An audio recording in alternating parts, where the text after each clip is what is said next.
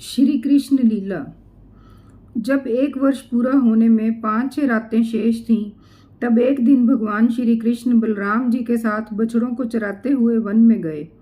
उस समय गौएं गोवर्धन की चोटी पर घास चर रही थीं। वहां से उन्होंने ब्रज के पास ही घास चरते हुए बहुत दूर अपने बछड़ों को देखा। बछड़ों को देखते ही गौओं का वात्सल्य स्नेह उमड़ आया।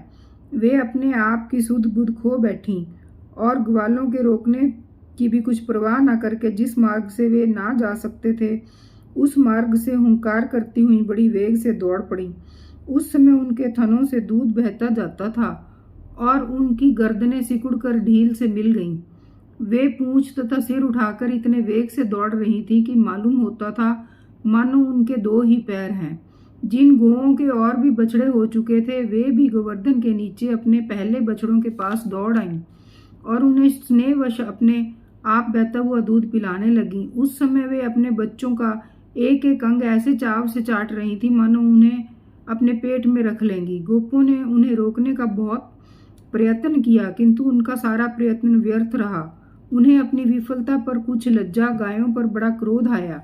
जब वे बहुत कष्ट उठाकर उस कठिन मार्ग से उस स्थान पहुंच गए, तब उन्होंने बछड़ों के साथ अपने बालकों को भी देखा। अपने बच्चों को देखते ही उनका हृदय प्रेम से सरोबार हो गया। बालकों के प्रति अनुराग की बाढ़ आ गई।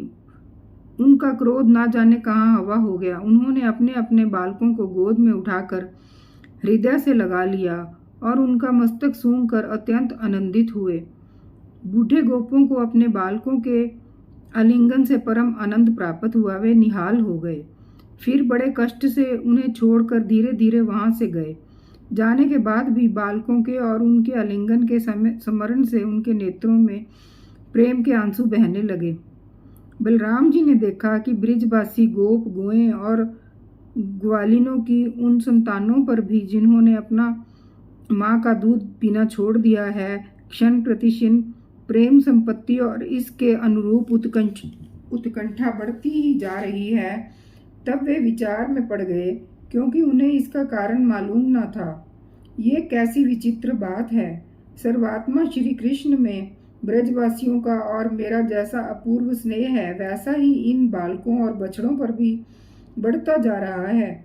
ये कौन सी माया है, कहाँ से आई है? ये किसी देवता की, मनुष्य की अथवा असुरों की?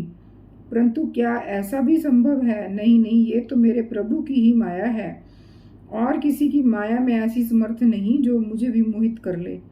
बलराम जी ने ऐसा विचार करके ज्ञान दृष्टि से देखा तो उन्हें ऐसा मालूम हुआ कि इन सब बछड़ों और ग्वाल बालों के रूप में केवल श्री कृष्ण ही श्री कृष्ण है। तब उन्होंने श्री कृष्ण से कहा, भगवान, ये ग्वाल बाल और बछड़े ना देवता हैं और ना कोई ऋषि हैं। इन भिन्न भिन्न रूपों का आश्रय लेने पर भी आप अकेले ही इन रूपों में प्रकाशित हो रहे हैं। कृपया स्पष्ट करके थोड़े में ही ये बतला दीजिए कि आप इस प्रकार बछड़े, बालक, सिंगी, रस्सी आदि के रूप में अलग अलग क्यों प्रकाशित हो रहे हैं। तब भगवान ने ब्रह्मा की सारी करतूत सुनाई और बलराम जी ने सब बातें जान ली।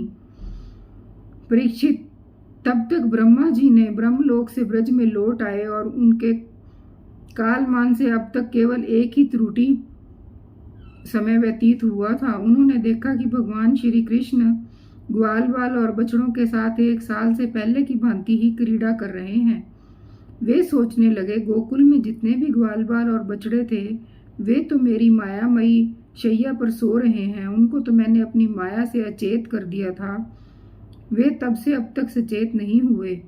तब मेरी माया से मोहित ग्वाल बाल और बछड़ों के अतिरिक्त ये उतने ही दूसरे बालक और बछड़े कहाँ से आ गए जो 1 साल से भगवान के साथ खेल रहे हैं। ब्रह्मा जी ने दोनों स्थानों पर दोनों को देखा और बहुत देर तक ध्यान करके अपनी ज्ञान दृष्टि से उनका रहस्य खोलना चाहा, परंतु इन दोनों में से कौन से पहले के ग्वाल बाल हैं और कौन से पीछे बना लिए गए हैं, इनमें से कौन सच्चे हैं और कौन बनावटी, यह बात वे किसी प्रकार समझ ना सके। भगवान श्री कृष्ण की माया में तो सभी मुग्ध हो रहे हैं, परंतु कोई भी माया मोह भगवान का स्पर्श नहीं कर सकता। ब्रह्मा जी उन्हीं भगवान श्री कृष्ण को अपनी माया से मोहित करने चले थे, परंतु उनको मोहित करना तो दूर रहा, वे अजन्मा होने पर भी अपनी ही माया से अपने आप मोहित हो गए। जिस प्रकार रात के घोर अंधकार में कोहरे के अंधकार का और दिन के प्रकाश में जुगनू के प्रकाश का पता नहीं चलता, वैसे ही जब क्षुद्र पुरुष महापुरुषों पर अपनी माया का प्रयोग करते हैं तब वह उनका तो कुछ नहीं बिगाड़ सकते, अपना भी प्रभाव खो बैठते हैं।